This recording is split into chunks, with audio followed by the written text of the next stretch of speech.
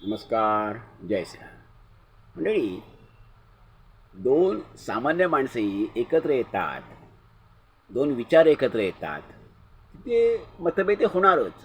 मतभेद असू शकतातच, म्हणजे असू शकणारच. परंतु तिथे कटुता असावी का? तर कटुता नसावी. मैत्रीमध्ये मुळामध्ये प्रेम भावना असावी. मैत्रीमध्ये कटुता नसावी. विचार भिन्नता असू शकते. आता हे सामान्य माणसाच्या बाबतीतलं आहे, तेच मोठ्या माणसाच्या बाबतीतलं आहे, महापुरुषांच्या बाबतीतलं आहे. महान व्यक्ती असतात त्यांच्या बाबतीतही असंच आहे, असंच असणार आहे की जिथे दोन मोठे विचारवंत, दोन महापुरुष वेगवेगळे एकत्र येतात आणि त्यांची मैत्री असते. पण त्या मैत्रीमध्ये दोन विचार, दोन मार्ग, दोघांची दोन वेगळे भिन्न मार्ग असल्यामुळे त्यांच्यामध्ये कटुता यावी का? तर कटुता येऊ नये. कारण दोन विचार वेगळे असणं वाईट नाही आहे, ते चांगलंच आहे.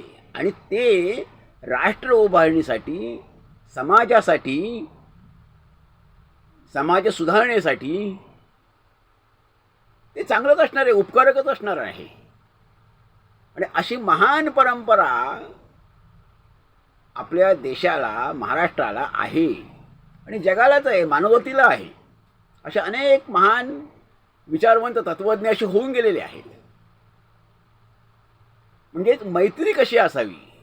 तर मैत्रीमध्ये प्रेम आहे, ते प्रेम टिकून राहायला हवं, शेवटपर्यंत टिकून राहायला हवं.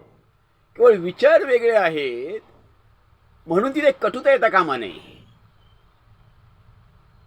वैचारिक मतभिन्नता वेगळी आणि मैत्रभाव हा वेगळा. मंडळी, नुकतंच गोपाळ गणेश आगरकर, म्हणजेच महान समाजसुधारक गोपाळ गणेश आगरकर यांचा 14 जुलै रोजी जन्मदिन साजरा झाला. 14 जून 1856 ह्या दिवशी त्यांचा कराड तालुक्यातील, सातारा जिल्ह्यातील कराडजवळ टेंभू या गावी जन्म त्यांचा झाला. तर त्यांच्या संदर्भात असं एक विधान आलं होतं. नुकतंच त्यांच्यावर एक लेख लिहिला होता. त्या लेखामध्ये असं शेवट लिहिलं होतं की आगरकर आणि टिळक हे मित्र होते सुरुवातीचे. हे खरं आहे. परंतु आगरकरच्या आयुष्यात अखेरच्या काळात ते आजारी जेव्हा झाले आणि अत्यवस्थ झाले, त्या काळामध्ये टिळक त्यांना बघायला गेले. ती खूप काळानंतरची भेट होती, कारण दोघांमध्ये तीव्र मतभेद झाले होते. तर त्या काळात ते जेव्हा टिळक त्यांना भेटायला गेले, तेव्हा आगरकरांनी त्यांची मान फिरवली. मी टिळकांच्या विरुद्ध दिशेला, टिळकांकडे बघून विरुद्ध दिशेला मान फिरवली. त्यांनी टिळकांकडे पाहिलं नाही, असा याचा अर्थ आहे. टिळकांविषयी त्यांच्या मनात खरंच रोष असेल का, राग होता का, की वेगळी भावना होती का? असं का असावं? हे खरं तर दोघे जण एकमेकाचे, परस्परांचे चांगले मित्र होते. दोघांनी देशसेवेसाठी आपलं अख्खं आयुष्य वाहिलं होतं. त्यामुळे ह्या दोघांचा त्याग, समर्पण, देशभक्ती याविषयी आपण काय बोलावं? मंडळी, आगरकर हे कराड तालुक्यातील टेंभूजवळ ते जन्म झाला. कराडला त्यांचं प्राथमिक शिक्षण झालं. त्यानंतर रत्नागिरीमध्ये त्यांचं माध्यमिक शिक्षण झालं. त्यानंतर त्यांची परिस्थिती खूप गरिबीची होती, हलाखीची त्यांची परिस्थिती होती. त्यामुळे त्यांना एका ठिकाणी शिक्षण घेता नाही आलं. रत्नागिरीवरून ते अकोल्याला गेले. अकोल्याला त्यांचं शिक्षण झालं. त्यानंतर त्यांचं महाविद्यालयीन शिक्षण जे आहे ते पुण्याला झालं, डेक्कन एज्युकेशन सोसायटी. तिथे त्यांचं बाकी शिक्षण झालं आणि तिथेच त्यांचा टिळकांचा आणि त्यांचा परिचय झाला. महाविद्यालयामध्ये दोघं एका वर्गात होते. तिथे त्यांची मैत्री जमली आणि तिथे दोघांनी अशी प्रतिज्ञा केली की यापुढचं आपलं आयुष्य आपण राष्ट्र उभारण्यासाठी, देशसेवेसाठी व्हायचं. सरकारी नोकरी करायची नाही, तर गुलामी करायची नाही, इंग्रज सरकारची गुलामी करायची नाही, तर राष्ट्र उभारण्यासाठी आणि समाज सुधारण्यासाठी आपलं आयुष्य आपण व्हायचं. आणि दोघांनी ते तंतोतंत पाळलं. मग दोघांचे मार्ग भिन्न झाले. दोघांनी एकत्र येऊन न्यू इंग्लिश स्कूलची स्थापना केली. त्यानंतर दोघंही फर्ग्युसन कॉलेज पुण्यातलं आहे, तिथे दोघंही नोकरीला लागले. टिळकाने काही काळानंतर नोकरी सोडून दिली प्राध्यापकी. त्यानंतर आगरकर मात्र 92 ते 95 या काळात तिथे फर्ग्युसनचे प्राचार्य पदावर होते. आणि 95 सालात 1895 सालीच आगरकरांचं वयाच्या 39व्या वर्षी निधन झालं. आता टिळकांची कारकीर्द ही आपल्याला माहिती आहे की टिळकांचं पहिल्या सुरुवातीपासूनच देश स्वतंत्र व्हावा ही टिळकांची भूमिका होती.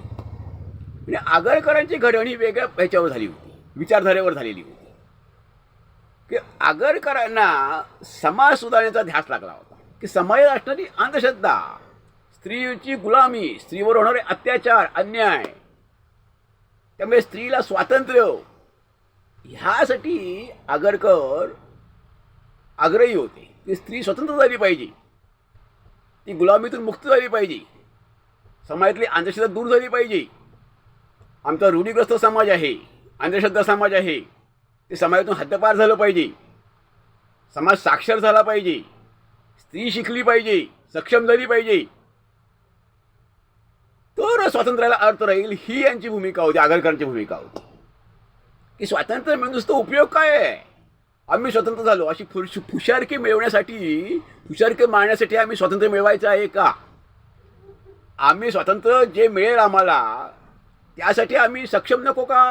आणि मिळाल्यानंतर टिकवण्याची आमची जबाबदारी असणार आहे. स्वातंत्र्य मिळाल्यानंतर आम्ही जर टिकवणे इतपत सक्षम झालो नसू तर स्वातंत्र्य मिळून उपयोग काय? त्यामुळे आमच्या समाजातील रूढी परंपरा ह्या ज्या आहेत, अन्याय, जुलमी रूढी, अंधश्रद्धा, ह्या काही चुकीच्या परंपरा, घातक, समाज विघातक परंपरा ह्या नष्ट झाल्या पाहिजे.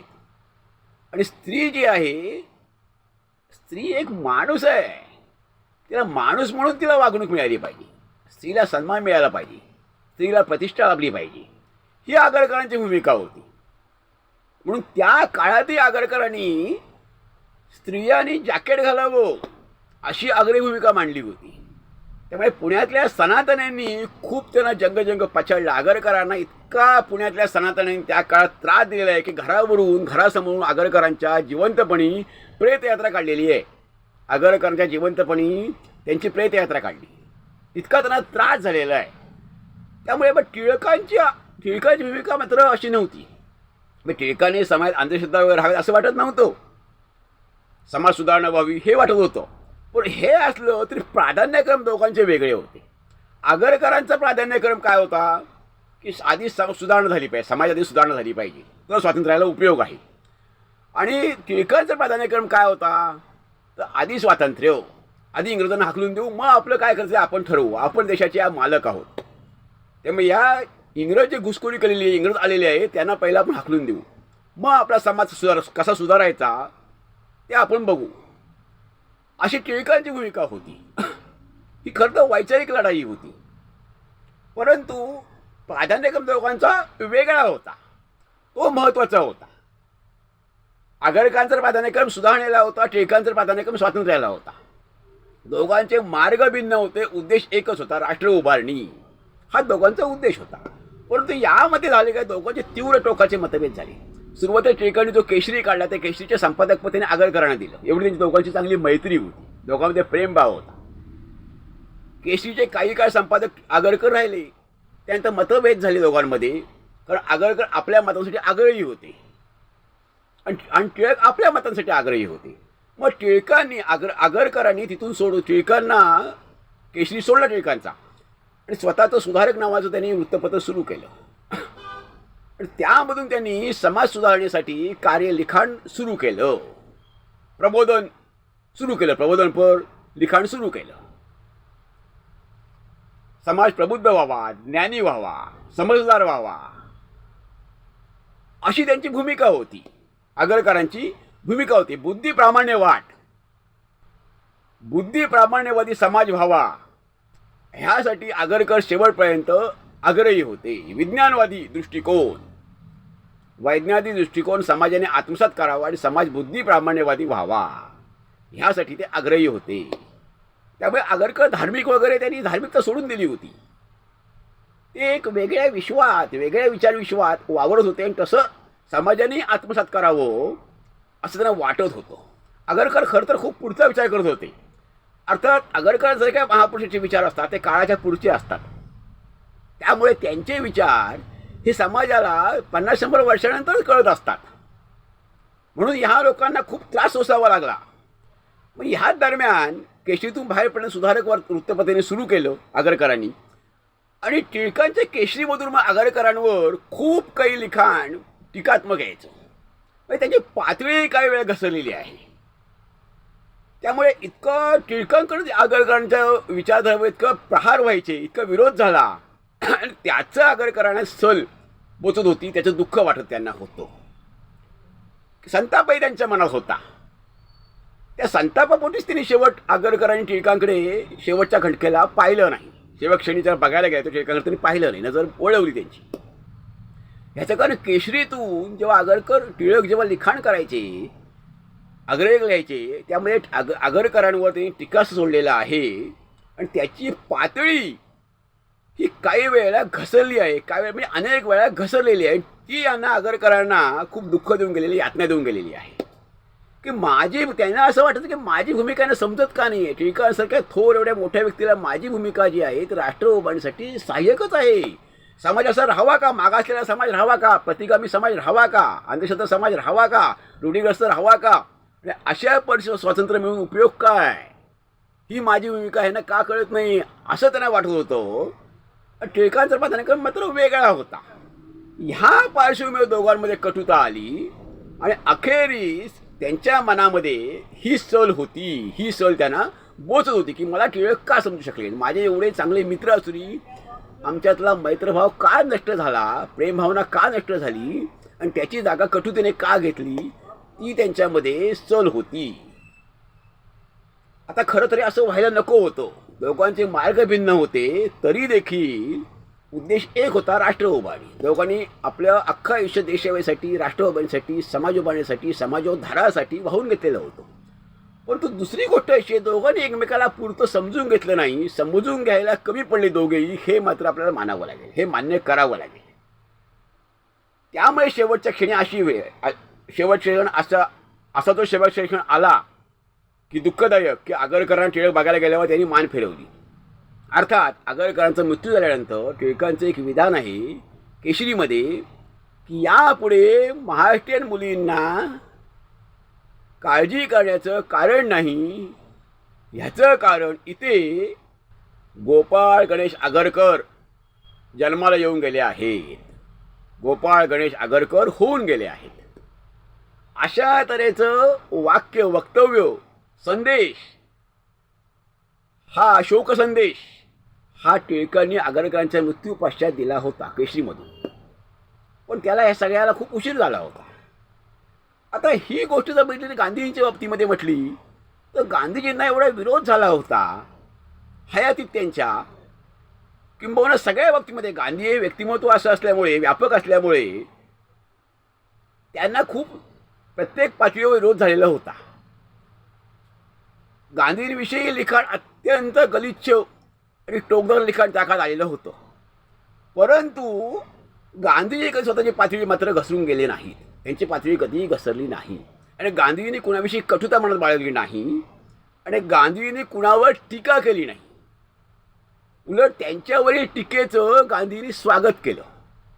ते एकला चलो रे ह्या मार्गाने जात राहिले. कुणी आपल्या निंदा, कुणी वंदा, आमचं एक सोयीचा धंदा असं त्यांचं होतं.